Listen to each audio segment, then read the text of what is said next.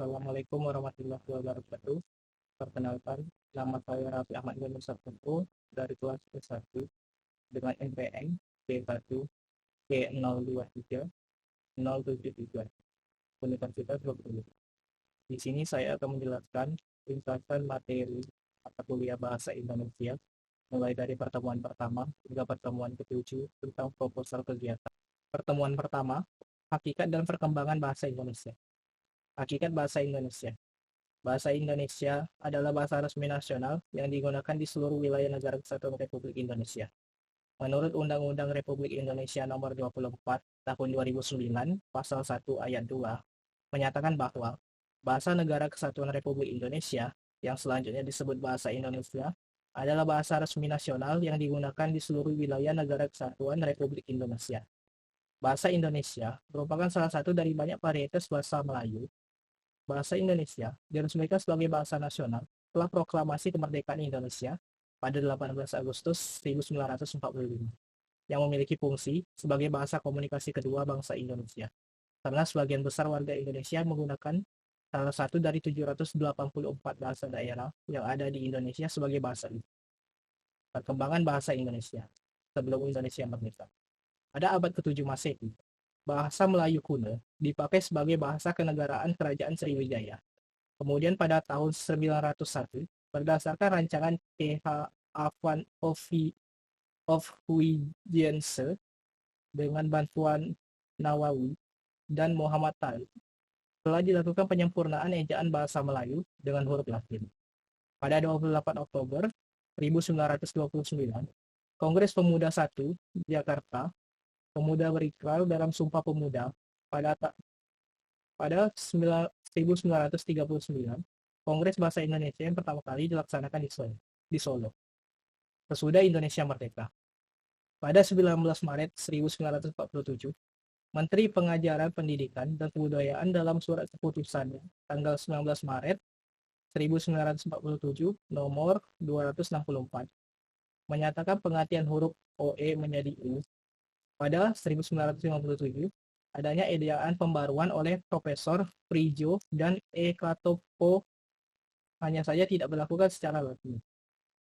Pada 19 September 1967, ciri ejaan baru yaitu konsonan DJ diubah menjadi J, konsonan TJ menjadi J, konsonan NJ menjadi NY, SJ menjadi SY, dan CH menjadi KH pada tahun 1972.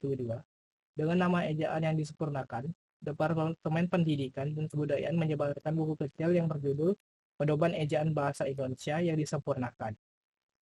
Pertemuan kedua, sikap berbahasa Indonesia. Pengertian sikap bahasa menurut Rida Laksana, Pisman, dan Rusiana adalah peristiwa perasaan atau kejiwaan seseorang terhadap bahasa sendiri atau bahasa orang lain dalam wujud bangga, mengejek, menolak, atau menerima suatu bahasa tertentu.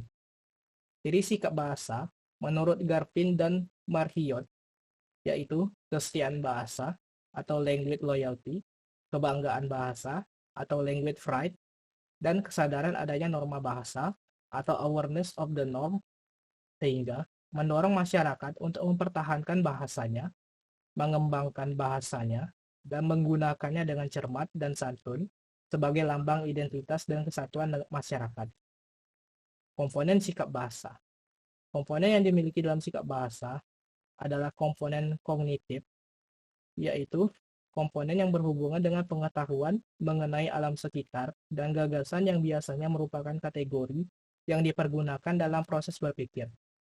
Komponen afektif, yaitu komponen yang menyangkut masalah penilaian baik, suka atau tidak suka, terhadap suatu atau suatu keadaan.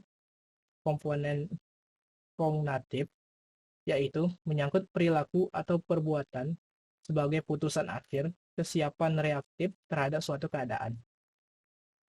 Jenis sikap bahasa menurut Anderson dalam Shire 2010, sikap kebahasaan seperti menggunakan EYD, kata baku, kalimat efektif, dan aturan paragraf bahasa Indonesia, dan sikap non-kebahasaan seperti sikap politik, sikap sosial, sikap estetik, sikap agama. Sikap terhadap bahasa Indonesia. Sikap terhadap bahasa Indonesia adalah pandangan seseorang terhadap bahasa Indonesia, baik senang atau tidak terhadap bahasa tersebut. Sehingga sikap bahasa ini terpengaruh terhadap pemilihan bahasa yang digunakan orang tersebut. Pertemuan ketiga, teks dalam kehidupan akademik. Pengertian teks akademik adalah jenis tulisan yang mengaji suatu permasalahan yang dilakukan melalui proses penelitian atau kajian pustaka dengan metode ilmiah atau saintifik yang dapat diterima di lingkungan akademik. Bentuk tulisan ilmiah.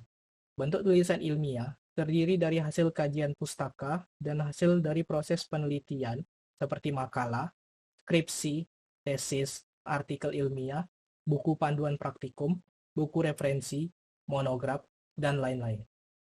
Sistematika tulisan ilmiah. Hasil kajian pustaka.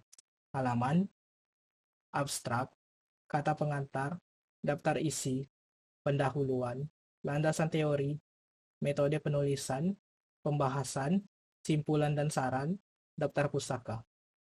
Hasil dari proses penelitian, halaman judul, abstrak, kata pengantar, daftar isi, pendahuluan, landasan teori, metode penelitian, hasil penelitian, dan pembahasan, simpulan dan saran, daftar pustaka.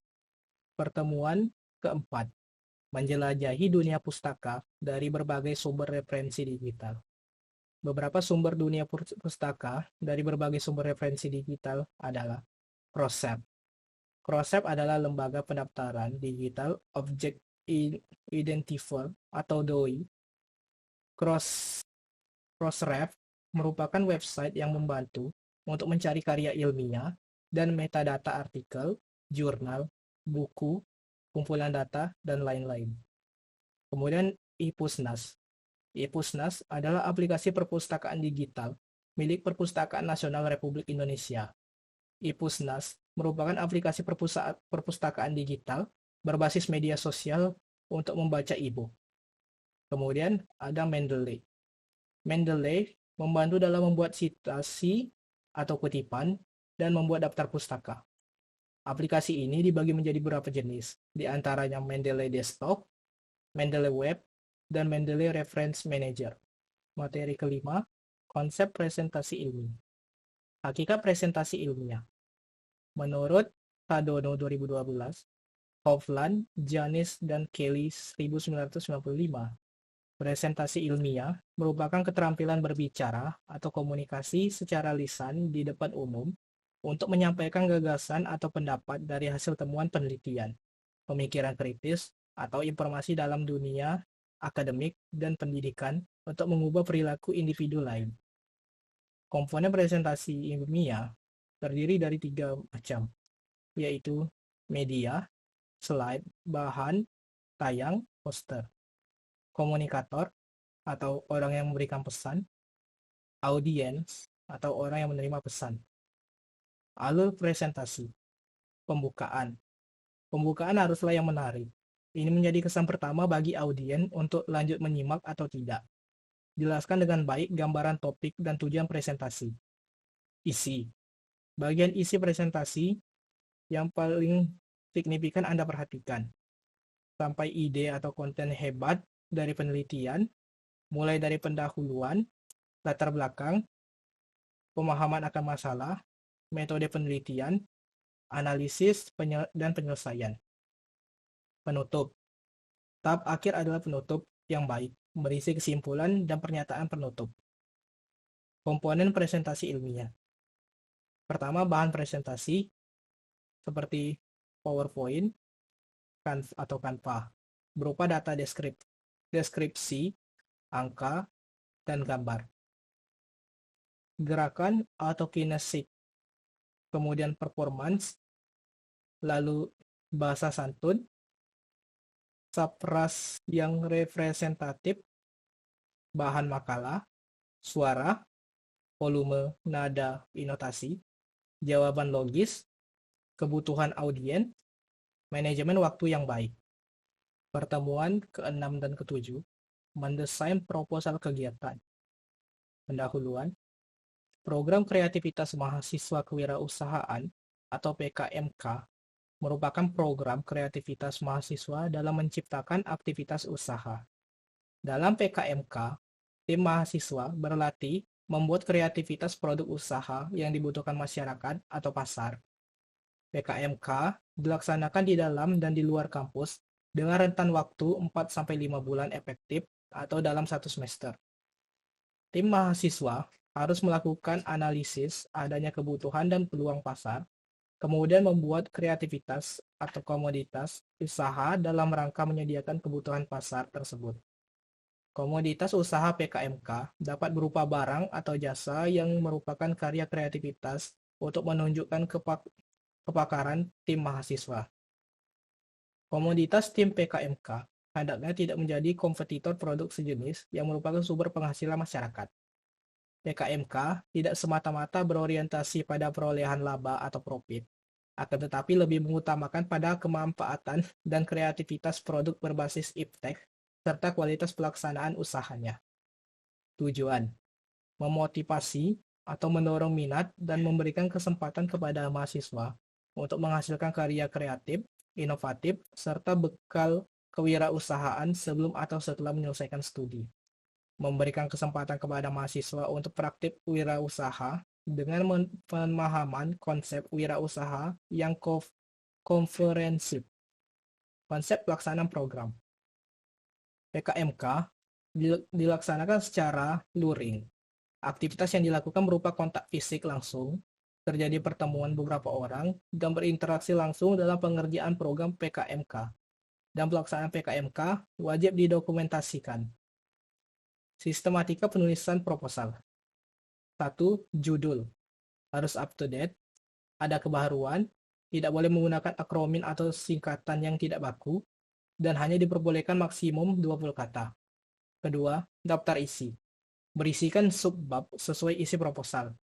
Ketiga, bab 1, pendahuluan. Berisikan ungkapan potensi dan peluang pasar berdasarkan hasil survei pasar terkait ide produk yang akan dipasarkan. Bab 2, gambaran umum rencana usaha.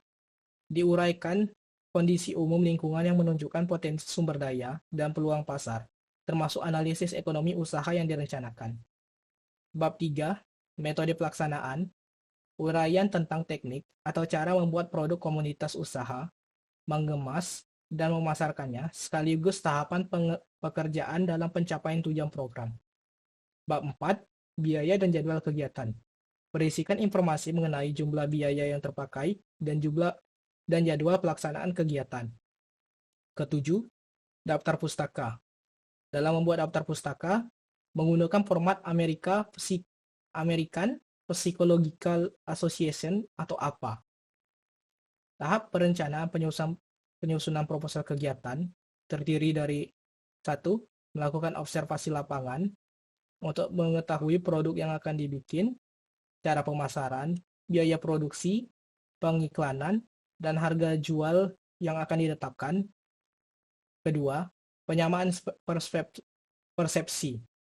Untuk menyamakan persepsi yang dimiliki semua anggota kelompok menjadi satu, sehingga mudah mengeksekusinya. Ketiga, menyusun proposal kegiatan sesuai dengan sistematika PKMK 2023. Keempat, presentasi proposal kegiatan yang dapat dibuat menggunakan Canva atau PowerPoint, lalu diterangkan kepada pendengar. Itu saja yang dapat saya sampaikan. Apabila ada salah kata, saya mohon maaf. Wassalamualaikum warahmatullahi wabarakatuh.